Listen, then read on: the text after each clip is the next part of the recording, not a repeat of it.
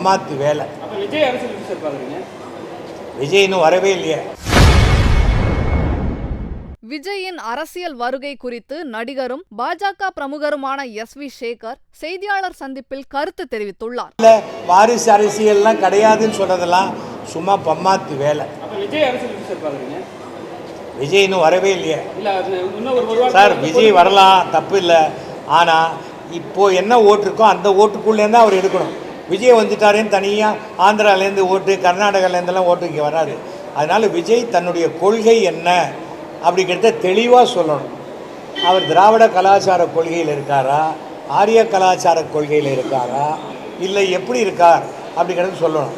தவறும் கூட்டணி இல்லாமல் வெற்றி பெறுவது தமிழகத்தில் சாத்தியம் அல்ல. அதை நம்ம பார்த்துட்டே இருக்கோம். கூட்டணி முக்கியம் ரொம்ப. அதை தாண்டி ஒரு இந்த எலெக்ஷன் ஜெயிக்கிறதுக்கு முன்னாடி நம்ம முதல்வர் ஸ்டாலின் அவர்கள் தமிழ்நாட்டை 2 தடவை சுற்றுப்பயணம் பண்ணார். 2 டைம்ஸ். நமக்கு நாம திட்டம் எது எவ்வளோ பண்ணார்.